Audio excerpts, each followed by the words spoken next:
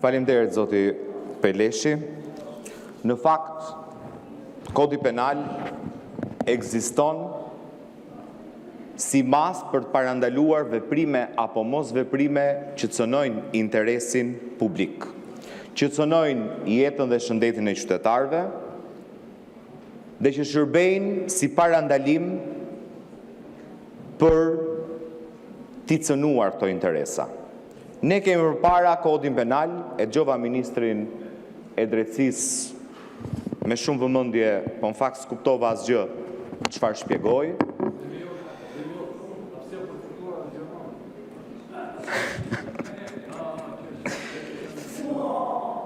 Thatë që ju a kemi lënë ne përshjesh shpifjen kur kemi qenë në qeverisje.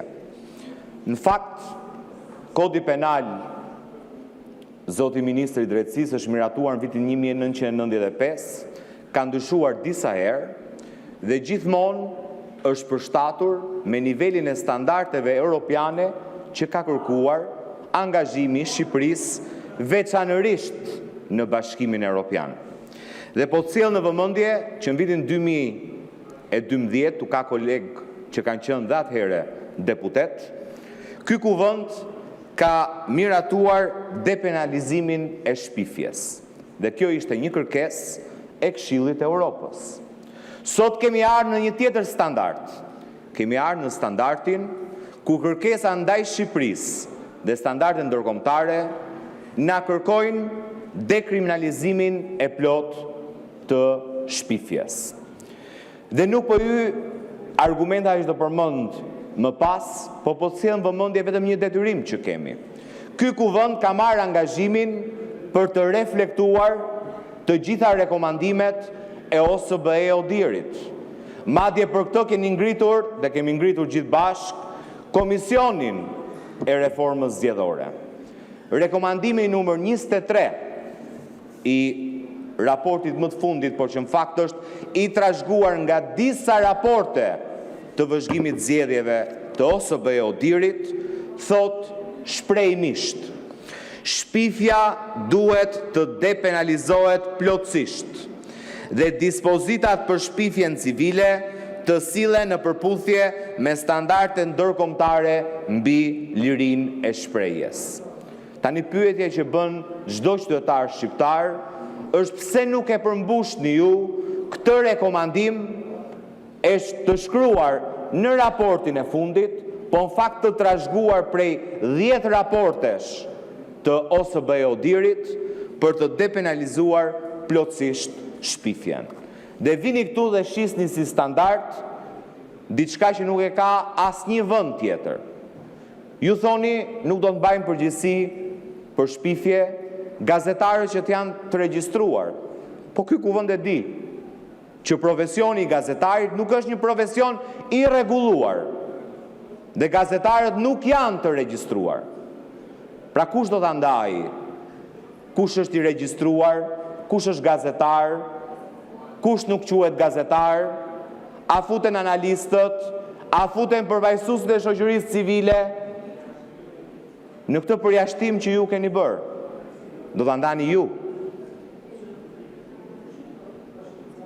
Cili është problemi juaj që shpifja, siç është standardi në pjesën ndërmuese të vendeve të Bashkimit Evropian, të jetë një shkelje civile,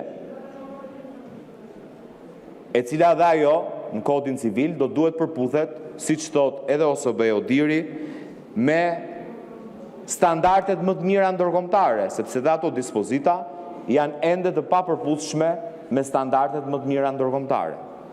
Të dëgjova këtu që na shite se ke bërë një rëndim të atyre që zaptojnë pronat.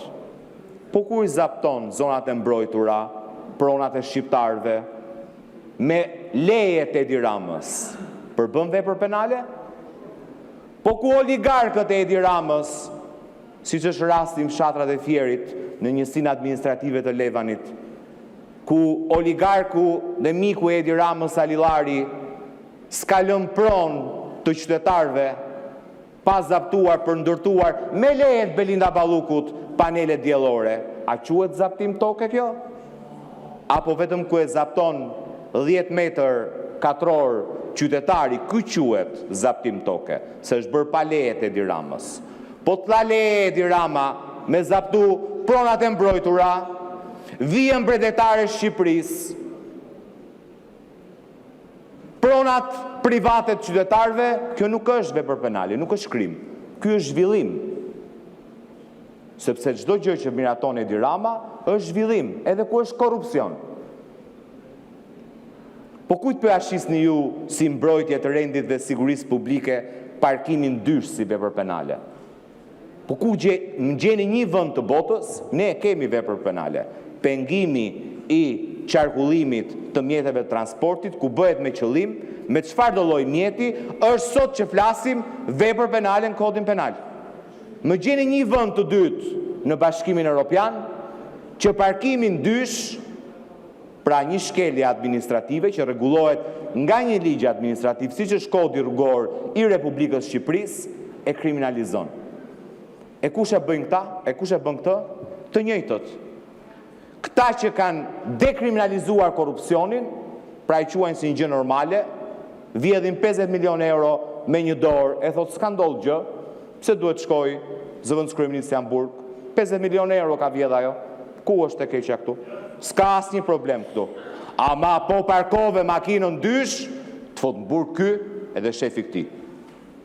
Se ky është shqetësimi më i madh që kanë sot qytetarët. Nëse parkohet makina dysh në një vend ku ndërtohen kulla, po s'ka një rrugë të re, zihen hapësira publike, po s'ka një zjerim rrugë, në asnjë qytet, kemi ngel akoma me rrugët edhe me bulevardet që kemi patur para viteve 90, dhe ju i thoni qytetarëve, po parkove dysh, mbarosh një hall 2 minuta apo 3 minuta, ti je kriminal dhe ne të çojmë në burg. Ama po volle 50 milion euro në një dorë, apo po abuzove me 1.1 miliard euro, si që akuzohet ajo që mbroni ju, zëvendës kryeministrja juaj, ti duhet vish këtu. Tulesh në kariken e numrit 2 të qeverisë, mbash edhe leksion moral për luftë ndaj kriminalitetit, madje jam i sigurt do vi sot edhe do votoj, pra qytetari që parkon dysh me votën e Belinda Ballukut duhet me shku në burg. Belinda Balluku që ka vjedhur 50 milion euro duhet vi këtu dhe të votoj që të fusi qytetarët në burg. E kuptoni ju si e keni shndruar këtë kuvend? Po ku është morali juaj në të propozime që bëni? A ka një logjik? Për 2 dispozita pyeta një koleg të majorancës ka votuar në komision, bashkë me një kolegën time. I tham, çfarë nuk kupton kjo dispozita? Se di, tha. Po pse kështu miratohen ndryshimet në kodin penal? Pa e ditur çfarë po votoni? Apo me përkthime që si kupton askush? Po ku janë? Se shumë pak ka ngel nga ju ku ndryshohej kodin në 2012-ën, 2011-ën, 2010-ën. Ishte një proces që merrte 6 muaj. Aso kohë grupi parlamentar i pakicës parlamentare caktonte dhe janë dëshmitar, njërin e keni ambasadore, tjetra nuk e di ku është, caktonte 2 nga deputetët që kishin eksperiencë në kode të punonin jo thjesht me grupin parlamentar të majorancës, pra me grupin parlamentar të PD-s, po me Ministrinë e Drejtësisë. Kishte grup tresh të përbashkët ku ndryshoheshe një presje në kodin penal. Nësa ju këtu vini lexoni hartime, as si kuptoni çka keni propozuar, as kuptohen dispozita që na keni sjellë për të votuar, po lexoja disa dispozita, po është përkthim i një direktive, ajo që lidhet me abuzimin seksual të miturve. Po mënyra se si është shkruar, paragrafi 4 i njërës për dispozit, në fakt synon, qëllimi është dhe kuptohet nga leximi i direktivës, të mbrojë të miturit nën 14 vjeç nga abuzimi, po në fakt ju, ashtu si që keni shkruar, keni bërë subjekt të veprës penale të miturit nën 14 vjeç.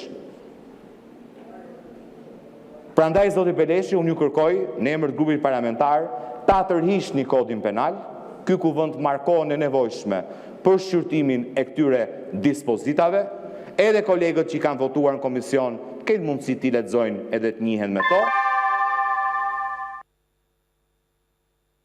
Okej. Kur ti shqyrtoj dhe të miratoj ato dispozita, mos ketë asnjë deputet që mos di çfarë po kriminalizon në jetën e qytetarëve shqiptar. Faleminderit. Faleminderit. Fjalën e ka zoti